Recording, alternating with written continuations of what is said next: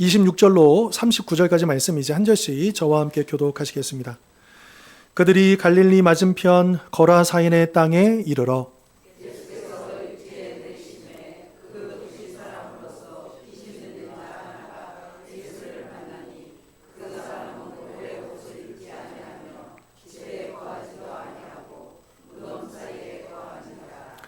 예수를 보고 부르짖으며 그 앞에 엎드려 큰 소리로 불러 이르되 지극히 높으신 하나님의 아들 예수여, 당신이 나와 무슨 상관이 있나이까? 당신께 구하노니 나를 괴롭게 하지 마옵소서 하니,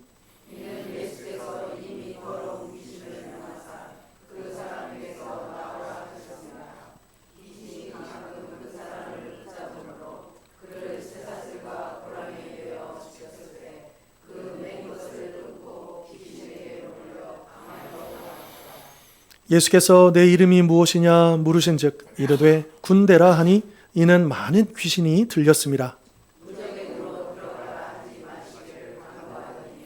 마침 그곳에 많은 돼지떼가 산에서 먹고 있는지라 귀신들이 그 돼지에게로 들어가게 허락하심을 간구하니 이에 허락하시니,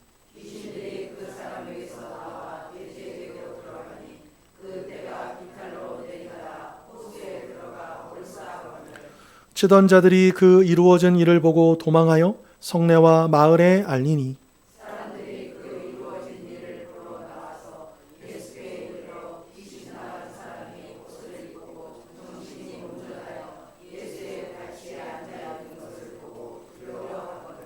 귀신 들렸던 자가 어떻게 구원받았는지를 본 자들이 그들에게 이르매,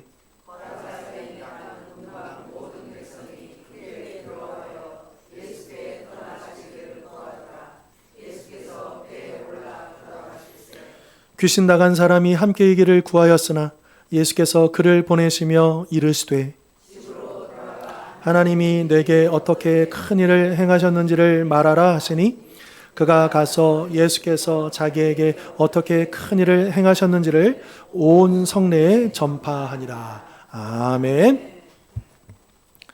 자, 우리가 방금 읽은 이 말씀은요, 예수님께서 행하셨던 여러 이적들 가운데, 기적들 가운데 하나입니다. 그런데 이 이적은 이제 요한복음에서는 특별히 그것을 이제 표적이라고 얘기하거든요. 그러니까 기적이란 말은 이제 말 그대로 놀라운 일이고요. 표적은 그 기적이 무언가를 표하고 있다, 이야기해주고 있다, 나타내주고 있다라는 거예요. 그러니까 우리는 오늘 본문을 읽으면서 예수님께서 이 기적을 행하신 게 그냥 기적 자체도 우리가 중요하다고 볼 수 있지만, 그냥 예수님은 귀신도 나가게 하셔, 이제 이 정도의 의미가 아니고 이 기적이 뭘 말하고 있는가, 이 사건이 우리에게 주는 메시지가 무엇인가, 이것을, 그 의미를 깨달을 필요가 있겠다라고 하는 것이죠. 그럴 때에 2000년 전에 벌어졌었던 이 사건이 오늘 우리에게도 의미가 있는 것이고, 또 우리에게 이러한 똑같은 모양은 아닐지라도 같은 의미로서의 기적의 역사가 일어나게 될 줄 믿습니다. 자, 여러분 혹시 자유라는 단어를 들으면 어떤 생각이 드십니까? 자유. 그렇죠. 그러니까 뭔가 억압되고 뭐 해서 뭔가 벗어나는 것. 사실 우리는 비교적 자유롭게 살고 있으니까 이 자유에 대해서 이렇게 많이 심각하게 고민하지 않습니다. 그런데 만약에 누군가 이제 어떤 그런 억압당하는 환경 가운데 있거나, 또 어떤 이유로 뭐 이렇게 감옥에 갇혀 있거나, 그러니까 내가 하고 싶은 대로 살지 못하는 그런 상황에 있을 때 이 자유는 훨씬 더 다가오게 되는 것이고 더 많이 생각해 보는 것 아니겠습니까? 그런데 우리가 이 자유에 대해서 우리는 조금 전에도 말씀드렸듯이 이미 당연한 것, 그리고 고민하지 않아도 되는 것이지만, 그러나 전 세계에 보면 이 자유가 너무나도 필요하고, 또 정말 자유 없이 살아가는 사람이 많다 적다, 굉장히 많습니다. 굉장히 많습니다. 아니 멀리 갈 것도 없고, 여러분 우리 북녘 땅에는 우리 2천만 동포들 어떻습니까? 자유가 있습니까? 이거 말도 안 되는 거잖아요. 그 2천만 명의 그 가끔씩 그 사람들 영상을 보면 어떻습니까? 막 그들은 막 웃고 있는데 그 웃고 있는 게 자원에서 웃는 게 아니잖아요.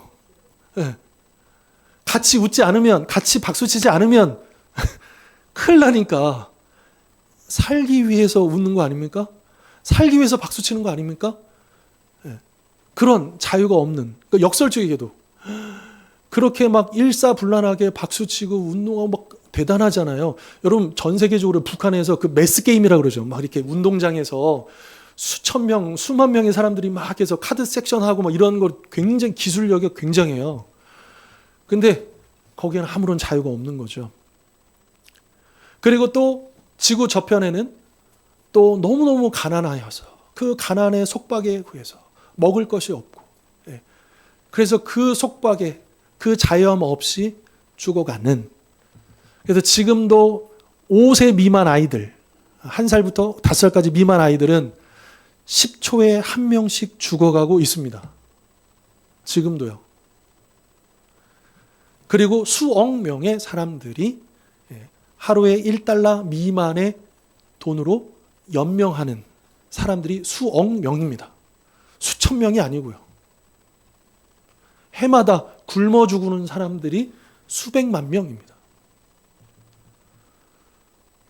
또 어떤 곳에서는 정치적인 자유가 없고 또 어떤 곳에서는 이런 자유가 없는 수많은, 그런데 그 자유 중에서도 제일 중요한 게 뭐냐? 영적인 자유다. 우리의 영혼의 자유. 우리가 방금 얘기했던 어떤 뭐 물질적인, 경제적인, 사회적인, 정치적인 억압과 이 모든 것들은 그거를 더 깊이 들어가 보면 그 본질은 뭐냐?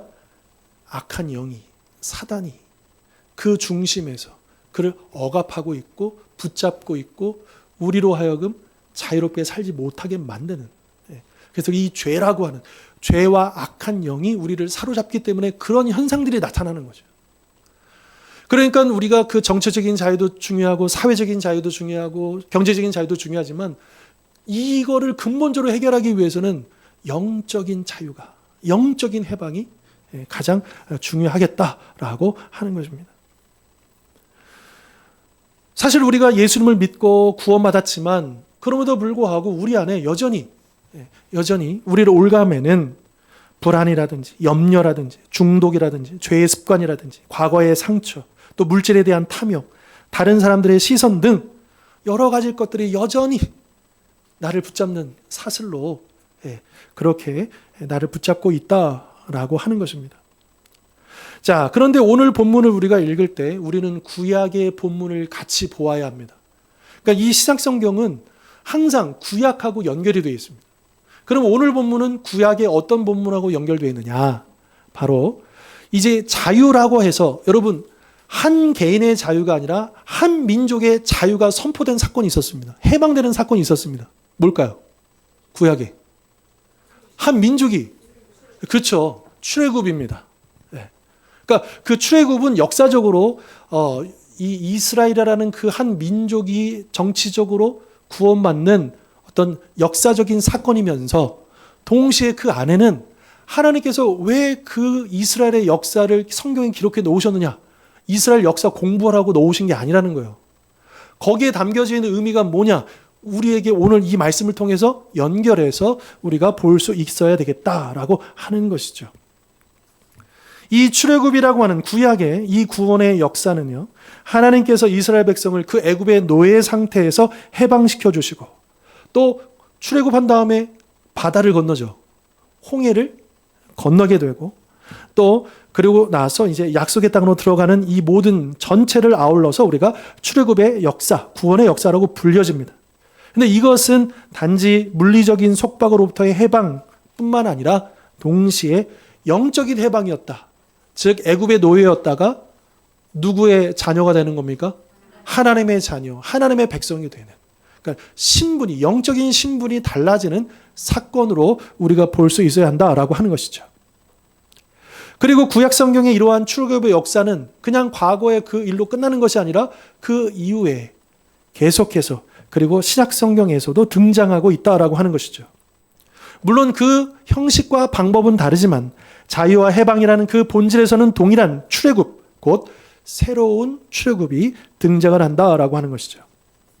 자, 구약의 출애굽은 모세라는 사람을 통해서 이루어졌다면 신약의 새로운 출애굽은 누구를 통해서 그래서 모세는 예수님을 예표하는 사람인 것입니다.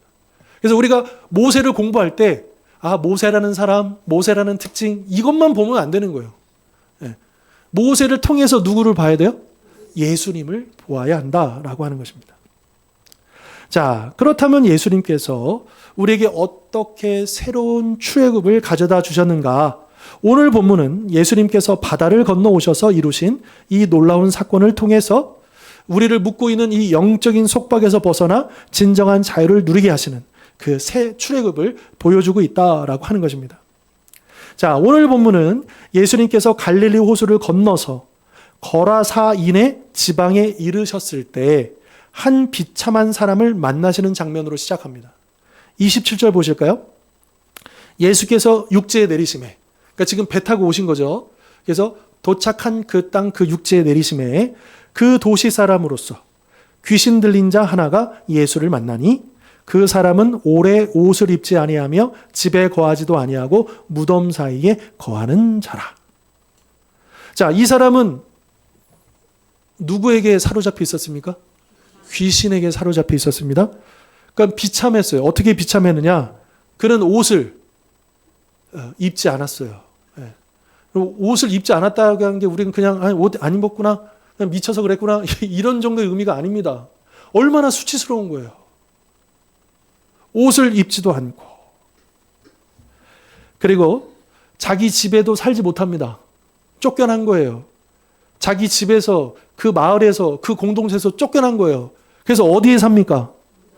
무덤들이 있는 그곳에서. 여러분, 무덤은 우리나라도 그렇지만 유대인들에게도 가장 더러운 곳이고 가장 가기 싫은 곳이고 아무도 가지 않는 곳입니다. 거기에 무슨 사람이 있겠습니까? 여러분, 이 귀신 들린 사람, 이 거라사 이 사람은 참 불쌍한 사람인 거예요. 그냥 귀신 들려가지고 오늘날 같으면 정신적인 치료도 받게 하고 상담도 받게 하고 이렇게 할 수 있겠지만 이 당시에는 그런 지식도 없고 또 이 당시에는 그렇게 귀신 들린 사람은 혐오하는 거예요. 그리고 버리는 거예요. 쫓아보내는 거예요. 그러니까 이 사람이 어디 가느냐? 무덤에서 살고 있었다라고 하는 거죠. 게다가 29절 보면 이 사람이, 여러분 혹시 모르겠습니다. 개인적으로 전 본 적이 있는데 이 귀신 들린 사람 힘이요 어마어마합니다. 제가 어떤 젊은 아가씨가 귀신 들린 본 적이 있는데 장정이 두 사람이 옆에 잡고 있어도요 막 그 힘을 뿌리칠 정도로 그 힘이 어떻게 나오는지 모르겠는데 초인적인 힘이 나옵니다. 근데 이 사람도 보시면 29절에 그런 어떤 게 있었는지, 그래서 쇠사슬과 고랑으로 그래서 손과 발을 묶었다라고 하는 거예요. 그런데도 그것을 어떻게 해요? 끊어버릴 정도로. 그러면서 귀신에 끌려다니는 아주 비참하고 또 그의 그 인격은 완전히 파괴되고 인간의 존엄성은 전혀 없는 그런 삶 가운데 빠져 있는 것을 보고 있는 것이죠. 자, 그러면 그가 이렇게 비참한 삶을 살고 있었던 이유는 뭐냐? 30절 말씀 보시면 그가 수많은 귀신에 잡혀 있었는데 그 귀신의 이름이 뭡니까? 군대입니다. 군대. 그러니까 이 군대라는 단어는 헬라어로 레기온이라는 단어인데 이게 어디에 쓰는 단어냐면 로마 군단을 가리킵니다. 그러니까 로마의 한 군단은 적어도 6천 명을 얘기합니다. 한 군단이. 1군단, 2군단, 3군단. 한 군단이 기본 6천 명이에요. 그러니까 이거를 무조건 문자적으로 적용할 필요는 없겠지만 최소한 지금 이 사람 안에 귀신이 하나가 아니고 수백, 수천 귀신이 들렸다는 거예요. 대단히 심각하죠. 그러니까 지금 이 한 사람이 수백 명의 귀신에 지금 그렇게 지배를 당하고 있었다라고 하는 것이죠. 여러분, 구약의 이스라엘 백성들도 어떻습니까? 그 바로의 권력, 그 압제 아래에서 억압당하면서 육체적으로, 정신적으로 완전히 노예 상태에 있지 않았습니까? 그런 것처럼 이 거라사 광인도 군대 귀신의 압제 아래에서 영적인 노예로 자기가 하고 싶은 대로 살 수가 없는 거예요. 이 사람이 옷을 벗고 싶었겠습니까? 이 사람이 집에 나와서 살고 싶었겠습니까? 이 사람도 얼마든지 정상적으로 살고 싶지 않았겠습니까? 가족하고 지내고 싶지 않았겠습니까? 그런데 그 모든 것이 다 파괴되어지고 다 모든 걸 잃어버린 아무런 소망이 없는 그런 속박 가운데 있었다라고 하는 것이죠. 그런데 이러한 광인의 모습은 비단 2000년 전의 이야기만이 아닐 것입니다. 오늘 우리 시대에도 우리 주변에 너무나 많은 사람들이 눈에 보이지 않는 다양한 속박에 묶여 살아가고 있다라고 하는 것이죠. 우리의 삶을 피폐하게 만들고 또 진정한 자유를 누리지 못하게 만드는 각자의 무덤이 있다라고 하는 거예요. 또 우리를 묶고 있는, 우리를 사로잡고 있는 그런 군대의 귀신들이 우리 삶 속에 여전히 활개를 치고 살아가고 있다라고 하는 거죠. 요즘 우리나라의 가장 큰 굉장히 예전에는 한 10년 전까지만 해도 그래도 우리나라가 마약 청정국이라는 단어를 썼습니다. 근데 요즘에는요, 그런 말 못 써요. 그리고 사실 우리 성도님들한테는 그게 피부에 와닿지 않을 수 있는데 요즘에는 그 어른들뿐만 아니라요, 청소년들 마약이 굉장히 심각합니다.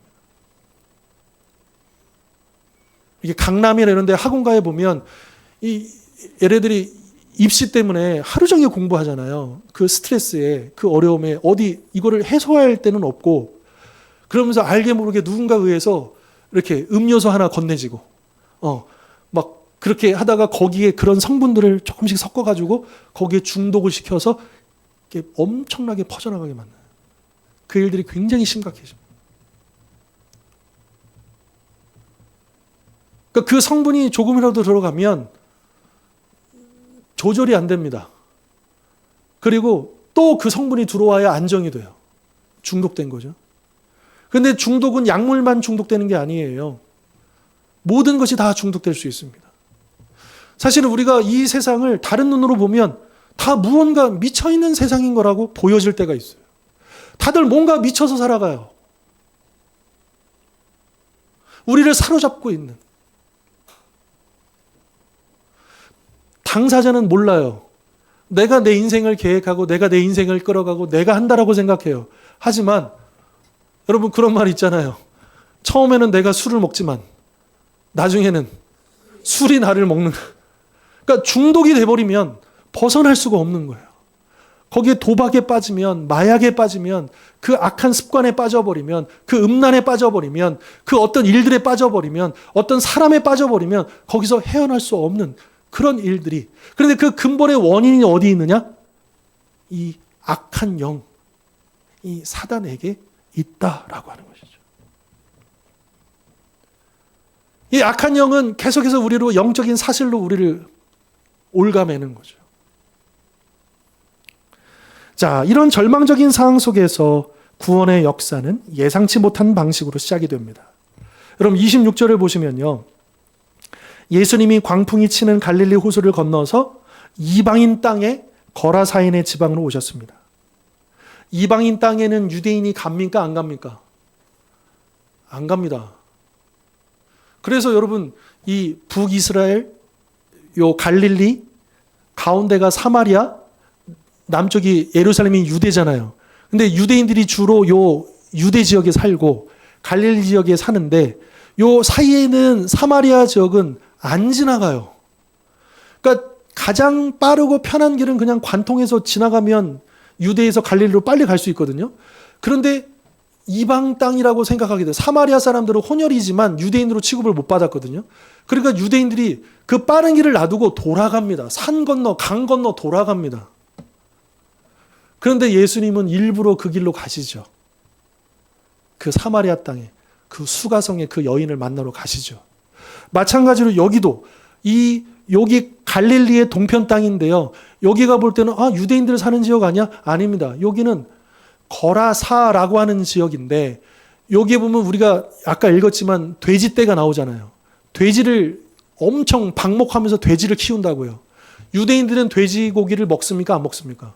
제일 혐오스러운 동물이 돼지거든요. 그러니까 이 땅은요, 유대인들이 살지 않는 땅이에요. 이방인 땅인 걸 알려주는 거죠. 그런데 바로 그 이방인의 땅에 예수님이 바다를 건너서 오셨다라고 하는 것이죠. 그럼 이게 어떤 의미냐 하면, 여러분 구약의 출애굽의 역사는 유대인 민족을 위한 구원이었습니다. 그렇죠? 그런데 신약으로 넘어오면 예수님을 통해서 주시는 새로운 출굽의 역사는 유대인에게 국한되지 않습니다. 유대인을 넘어서 이방인까지 포함하는. 그러니까 우리가 생각할 때는 사도행전에 보면 이제 한 사도행전 10장 넘어가기 시작하면서 11장부터 이 바울과 바나바가 그 안디옥 교회에서 파송을 받으면서 이방인 선교가 본격적으로 시작되고 그때부터 이방인들을 위한 복음이 전해질 거라고 생각하면 오산입니다. 이미 예수님이 계실 때부터 그것을 보여주셨고 실천하셨어요. 이방인들에게. 물론 그 사도행전처럼 예수님께서 이방 지역에 계속 머무시고 거기서 주로 사역하시진 않으셨습니다. 하지만 예수님께서 그 물꼬를 튀게 해주시고 당신의 제자들에게 그것을 심어주신 다음에 예수님께서 승천하신 이후에 사도행전에 보면 제자들이 드디어 이방으로 넘어가는 것을 보여주는 것이죠.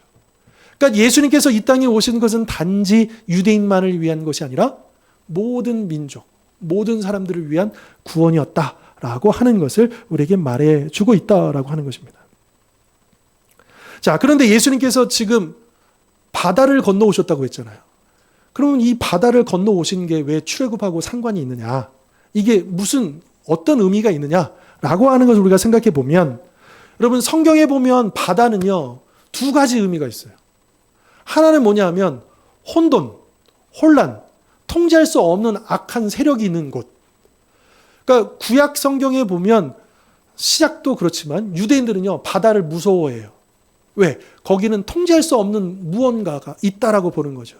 그런데 여러분 천지창조 창세기 1장에 보면 처음에 보면 그 수면 위에 혼란과 공허와 이런 거 있을 때 하나님께서 말씀으로 그것을 완전히 바꾸시잖아요. 그러니까 이걸 뭐냐면 바다를 통제하시는 분이 이 세상의 주권자다라고 하는 거예요. 바다를 통제할 수 있다는 것이. 그런데 예수님께서 이 바다를 건너오실 때 어떤 일이 있었느냐? 우리가 읽진 않았지만 그 앞에 보면 22절부터 25절에 어떤 내용이 있느냐? 바다를 건너오는데 무서운 광풍이 불고 제자들이 죽을 것만 같아서 예수님 도와주십시오. 그랬더니 예수님께서 말씀으로 그 광풍을 잠잠케 하십니다. 이게 뭐냐? 예수님의 자신의 능력을 뽐내신 게 아니고 예수님이 누구다? 네, 그 천지 창조하신 하나님이다를 보여주시는 거예요. 또 하나 바다는 이런 의미가 있어요. 경계, 분리. 그러니까 바다를 기점으로 해서 이곳과 이곳은 절대로 갈 수가 없는 거죠. 여러분 여기서도 보십시오. 그 구약에서는 이 바다 홍해를 건너는 순간 이제 애굽에서 영원히 안녕. 새로운 땅으로 들어가는 거잖아요. 그런 것처럼 여기서도 이 갈릴리 바다 호수를 중점으로 해서 이곳은 유대인들, 이곳은 이방인들로 갈려져 있거든요. 그런데 그 사이를 예수님께서 건너서 오셨다라고 하는 것입니다. 출애굽 때 보면 하나님께서는 이 홍해를 가르셨잖아요. 당신의 그 창조주의 그 능력으로 그 바다를 통제하셨고요. 그리고 악한 세력인 애굽 군대를 수장시키시지 않으셨습니까? 자, 그런 것처럼 예수님께서도 오늘 본문에서 보면 그 바다를 가로지르고 오시고 그리고 나중에 이 바다에 무엇이 빠져 죽습니까? 돼지떼들이 빠져 죽잖아요. 수장시키잖아요. 그러니까 이런 장치들이 예수님이 바로 구약의 그 모세와 같이 신약의 새로운 출애굽을 이끄시는 분이다라고 하는 것을 설명해 주는 그런 내용들이다라고 하는 것입니다. 자, 옛 출애굽이 이스라엘 민족에게 초점을 맞춘 한계가 있었다면 새로운 출애굽은 그 인종과 민족을 초월한 보편적인 구원을 이야기해 줍니다. 그래서 오늘날 교회가 이스라엘인데 영적인 이스라엘이라고 그러잖아요. 그러니까 구약의 하나님의 백성은 육적인 이스라엘이란다면 신약의 하나님의 백성은 영적인 이스라엘. 여기에는 민족적으로는 유대인도 들어가지만 유대인이 아닌 모든 민족이 들어가는데 조건은 딱 하나. 예수님을 믿기만 하면. 그러니까 구약에서는 아브라함의 자손이어야만 됐습니다. 그러나 신약에 넘어와서는 그게 아니고 믿음의 조상인 아브라함을 따르는 예수님을 믿기만 하면 하나님의 백성이 되는. 그래서 하나님께서 구약에서부터 말씀하셨던 구원이 바로 이것이다라고 하는 것을 완성시켜주는 그런 사역이 되겠다라고 하는 것이죠. 자, 예수님께서는 이방 땅에 도착하셔서 이 귀신에 완전히 사로잡힌 이 사람을 치유하십니다. 자유케 하십니다. 그래서 단지 그가 물리적인 속박에서 벗어난, 그러니까 이 정신병에서 질병이 치유되는 것으로만 끝나는 게 아니고 그의 영혼이 완전히 자유가 되어서 주님을 따르는 주님의 제자가 되고 하나님의 백성이 된다라고 하는 것을 보여주고 있다라고 하는 것이죠. 자, 그런데 28절 보시면요. 예수님을 만난 이 귀신 들린 사람이 예수님을 향해서 뭐라고 외치냐? 지극히 높으신 하나님의 아들 예수여, 당신이 나와 무슨 상관이 있나이까? 당신께 구하노니 나를 뭐하지 마옵소서? 네. 이 귀신들은 예수님을 보자마자 알았죠. 네. 그럼 귀신은요, 하나님의 존재를 믿어요, 안 믿어요? 믿습니다. 네. 물론 순종하지 않을 뿐이죠. 내가 하나님의 존재하심을 믿어. 그거는 귀신들도 갖고 있는 믿음입니다. 거기에 머물면 안 돼요. 우리는 귀신이 하지 않는 순종하는 믿음으로 나가야 되는. 그냥 아는 것만으로는 안 된다는 거예요. 아는 것이 우리의 삶으로 실천될 때, 그 알므로 인한 그 믿음을 우리의 삶 속에서 실천할 때 그게 진짜 믿음이 된다라고 하는 것이죠. 자, 그러면 귀신들이 왜 이렇게 들어와 떴느냐? 왜 우리를 괴롭게 하십니까? 왜 우리를 윽박지르십니까? 왜 했냐면 예수님께서 29절의 말씀처럼 이미 명령하셨거든요. 뭐라고요? 나와! 너 거기서 나와! 오늘 본문에는 예수님께서 나오라고 외치신 장면은 없어요. 이미 영적인 전쟁은 이미 이루어지고 있었고 예수님께서는 그 귀신들을 향해서 그 사람으로부터 나오라고 명령하셨다. 그러면서 귀신들이 어디에 보내지 말라고 합니까? 무저갱으로. 무저갱이 뭡니까? 무저갱. 갱은 감옥이에요. 없을 바닥이 없어요. 바닥이 없는 무덤이에요. 감옥이에요. 무저갱이 어디에 나오느냐? 요한계시록에 나와요. 그래서 이 하늘 전쟁에서 패배한 이 악한 세력들 무저갱에 1000년 동안 갇힙니다. 그리고 1000년이 끝난 다음에 무저갱의 뚜껑이 살짝 열리면서 그들이 다시 나오죠. 물론 그들이 무저갱에서 탈출하는 게 아닙니다. 뭐냐? 하나님께서 이제 1000년이 끝났기 때문에 너희들 이제 심판받으러 나오는 거예요. 그때 나오는 무저갱이에요. 그래서 무저갱은 임시 감옥소입니다. 구치소예요. 교도소는 판결이 다 끝나면 이제 형을 치르러 가는 이제 교도소고 재판 중에 있는 임시로 가두고 있는 곳이 구치소잖아요. 그러니까 영적인 구치소가 무저갱이고요. 이제 모든 판결이 다 끝나면 마지막 날 이 영적인 구치소 무저갱에서 나온 다음에 이들은 어디로 보내지느냐? 요한계시록의 표현에 의하면 영원한 불못으로 던져집니다. 영원한 교도소, 영원한 지옥으로 가게 되는 거죠. 이 귀신들이요, 무저갱도 이렇게 가기를 싫어했다면 영원한 불못, 영원한 지옥은 얼마나 고통스럽고 얼마나 두려운 곳이겠습니까? 이 무저갱마저도 가기가 싫을 정도로 두려운 곳인데요. 자, 그런데 이런 신랑이 속에 놀라운 일이 벌어지죠. 예수님이 그 귀신들의 요구를 받아주시고 이 사람께서 나와서 그 주변에 있던 돼지떼에 들어가게 하셨습니다. 그러자 이 많은 돼지떼, 여러분 오늘 본문에는 숫자가 안 나오죠? 근데 몇 마리인 걸로 알고 계십니까? 혹시 모르세요? 2000마리. 그게 마가복음에 나옵니다. 동일한 본문인데 마가복음에서는 이때 돼지 숫자가 약 2000마리다라고 밝히고 있는데 이 누가복음에서는 그냥 많은 돼지떼라고만 이야기를 해주고 있고요. 자, 그래서 호수에 들어가서 몰수하게 된다라고 하는 것이죠. 자, 여기서 우리는 구약에서 하나님께서 모세를 통해서 홍해를 가르시고 애굽의 군대를 홍해에 수장시키심으로써 이스라엘 백성을 구원하셨던 것처럼 예수님께서는 군대 귀신들을 돼지떼에 들어가게 하여서 호수에 몰살시키심으로써 악한 영의 권세를 완전히 심판하고 파괴하시는 분이다 라고 하는 것을 알 수가 있는 것입니다. 즉 예수님은 악한 영의 세력에 대해 절대적인 권능을 가지고 계심을. 여러분, 선과 악은 대등한 관계가 아닙니다. 악이 조금만 힘을 얻으면 막 맘먹을 수 있는 게 아닙니다. 악은요, 하나님 앞에 아무런 해도 끼칠 수 없는, 그냥 한마디에 사라지는 존재에 불과해요. 근데 세상은 어떻게 해요? 항상 선과 악의 대결이라고 해서 마치 악이 선을 이길 수도 있고 선을 무언가 할 수 있는 것처럼 생각하고 그렇게 하잖아요. 그렇지 않습니다. 성경에서는 그렇게 이야기하지 않아요.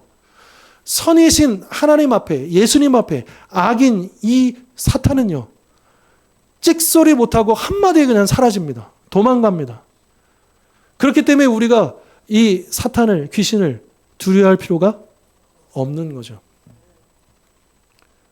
누구의 이름으로요? 예수님의 이름으로. 예수님의 이름으로.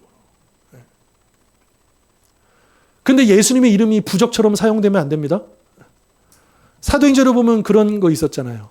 바울이 막 귀신을 쫓아내는 그런 역사가 있었던 그 지역에 어느 유대인 제사장, 근데 이 제사장은 좀 이상한 제사장이에요. 그의 7 아들들이 바울을 흉내내다가 그 사탄이 뭐라고 합니까? 야, 내가 예수도 알고 바울도 아는데 너는 누구냐?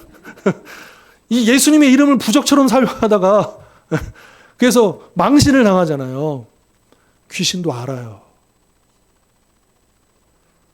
똑같이 예수의 이름으로 해도 진짜 믿음으로 예수 이름을 외치는지 아니면 그 드라큘라 백작 이렇게 마늘 하듯이 믿음 없이 예수님의 이름을 외치는지 귀신도 안다고요.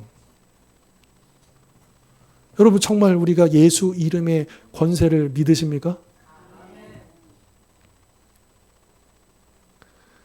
예수의 이름으로 선포하고 예수의 이름으로 명령하고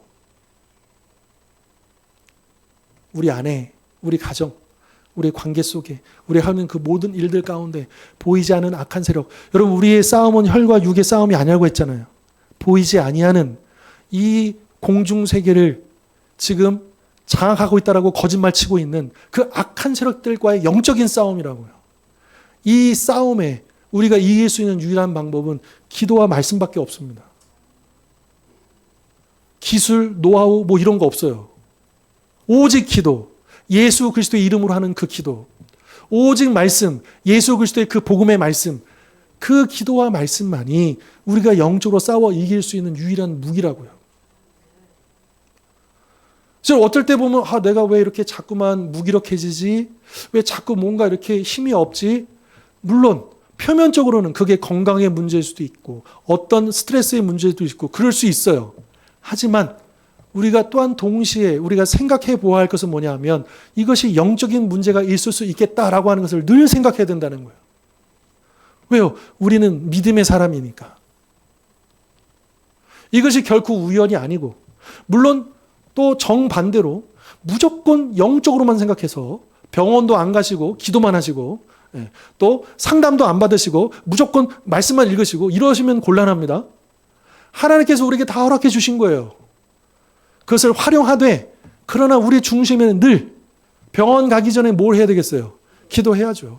병원 갔다 와서도 뭐 해야 되겠어요? 기도해야죠.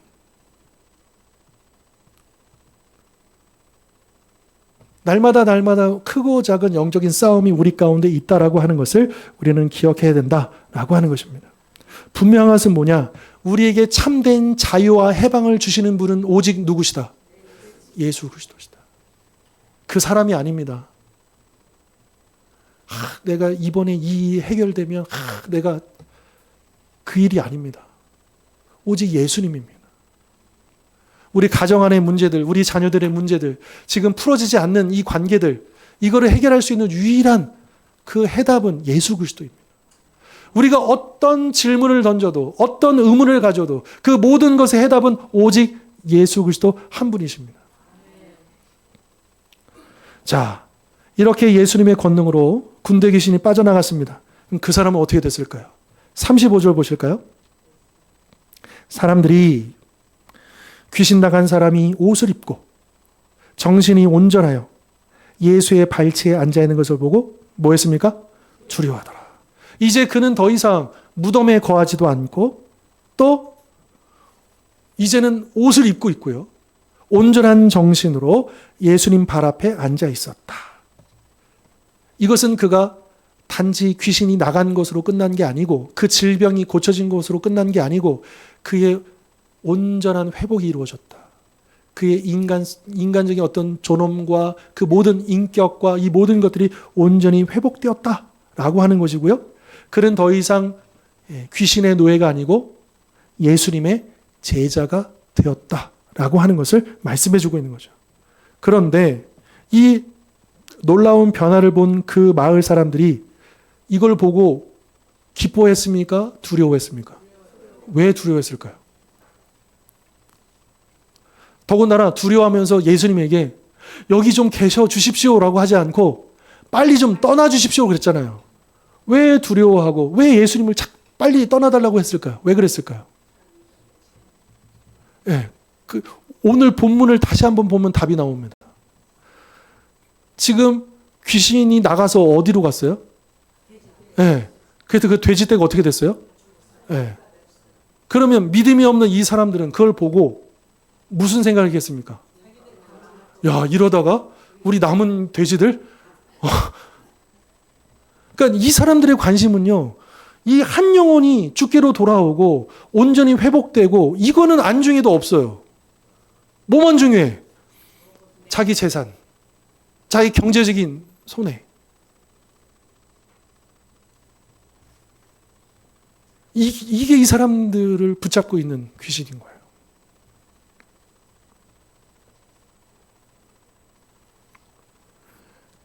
그러니까 이 세상에 자기의 유익과 또 이렇게 사는 사람들에게는요, 이 자유가 필요로 하지 않습니다. 자기가 여기에 묶였다는 생각을 못 해요. 자기가 거기에 돈에 얽매여 있다는 생각을 못 해요. 그리고 모든 선택도 나에게 손해가 되냐, 이익이 되냐, 여기서 결정이 되는 거거든요. 그러니까 그런 인생에는 자유가 없습니다. 오로지 이익과 나의 만족과 나의 기쁨, 그것을 추구하는 사람에게는 자유가 없습니다. 그러나 예수 그리스도 안에 참된 자유를 얻은 사람은 성공도 실패도 높은 것도 낮은 것도 일체 자족하며 자유할 수 있게 됩니다. 어느 환경에 처할지라도.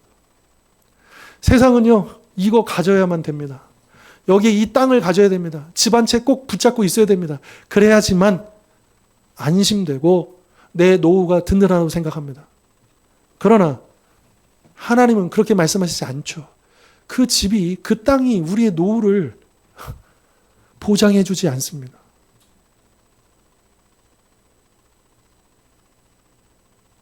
이 세상의 그 어느 것도 우리의 남은 인생을 책임져 주고 보장해 줄 수 없습니다.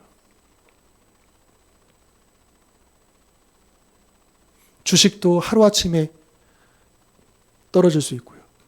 집값도 하루아침에 떨어질 수도 있고요. 땅값도 마찬가지고요. 그게 결코 우리를 붙잡아 주지 않는다라고 하는 거예요. 자, 그런데 치유된 이 사람은요, 이 마을 사람과 달리 예수님께 뭘 요청하냐면, 주님 함께 해달라고, 따라갈 수 있게 해달라고 그렇게 요청하죠. 그럴 때 예수님께서 39절에 이렇게 말씀하십니다. 39절 읽어볼까요? 집으로 시작.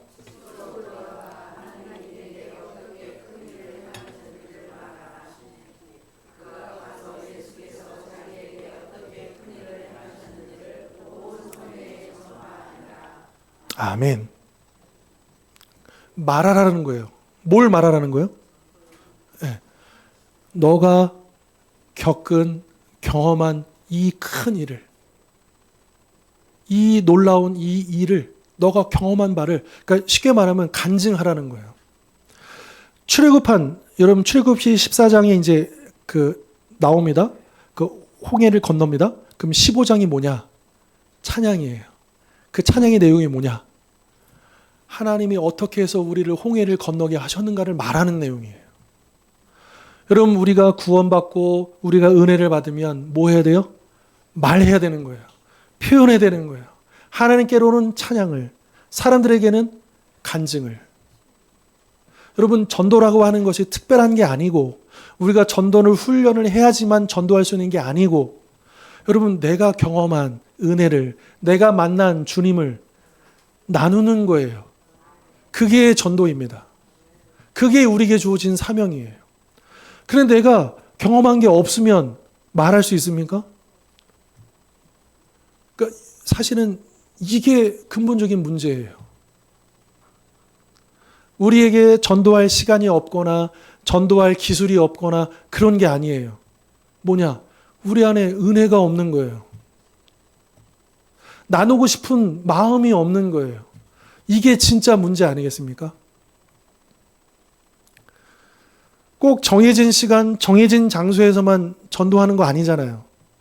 성경에 그렇게 돼 있습니까? 성경에 어디 모여가지고 맨날 몇 시에 모여서 이렇게 전도 특공대 나가라 이렇게 돼 있습니까? 아닙니다. 이 사람에게도 뭐라 그래요? 너 집으로 가. 가서 가족들에게로, 너 친척들에게로, 너를 알고 있는 모든 사람들에게로 말해 라고 말씀하시잖아요. 이게 우리에게 주신 명령이고 우리에게 주신 사명이다라고 하는. 그러니까 우리가 이 전도하기 위해서라도 우리가 뭘 받아야 되겠어요? 예. 정말 날마다 우리에게 은혜가 필요합니다. 내가 받은 은혜, 감격스러운 은혜, 내가 경험한 그 은혜, 나를 살려주시고 나를 고쳐주시고 나를 인도하시는 그 은혜. 그래서 우리가 기도하면서 하나님께 그 은혜를 찬양하는 것이고, 그리고 사람 만나면서 그 은혜를 나누고 간증하는 것이고, 그것이 바로 우리에게 주어진 지금의 삶으로서의 사명이다라고 하는 것이죠. 그러니까 변화된 우리가, 그 은혜를 경험한 우리가 살아있는 전도지가 된다라고 하는 것입니다. 말씀을 정리하겠습니다. 오늘 우리는 본문의 말씀을 통해서 예수님께서 우리에게 가져다 주신 새 출애굽의 은혜를 살펴보았습니다. 예수님은 구약의 출애굽을 완성하시는 분이시며 우리를 죄와 사망의 권세 그리고 모든 영적 속박에서 해방시키시는 새 출애굽의 구원자이십니다. 예수님은 우리를 영적인 무덤에서 건져내시고 우리를 묶고 있는 군대와 같은 모든 악한 세력을 물리치시는 분이시기, 오직 그분 안에서만 우리는 온전한 자유를 누릴 수 있습니다. 이제 우리의 삶을 돌아보십시다. 혹시 아직도 내가 머물고 있는 무덤 혹은 나를 속박하고 있는 군대가 있지 않습니까? 우리를 능히 자유케 하실 수 있는 능력과 우리를 자유케 하시길 원하시는 그 사랑을 가지고 계시는 예수님께 나아가 그 모든 것들을 내어드리실 수 있기를 바랍니다. 그래서 예수님 안에서 참된 자유를 경험함으로 하나님께서 나에게 행하신 그 큰 일을 나의 삶의 자리에서 담대히 선포하며 나의 변화된 모습과 삶의 고백을 통해서 아직도 어둠과 속박, 또 불신, 또 그 속박 속에 있는 불신 가족 이웃들에게 예수 그리스도의 복음을 전하는 새 출애굽의 증인으로 살아가는 우리 모든 성도님들 되실 수 있기를 주님의 이름으로 축원합니다. 기도하겠습니다.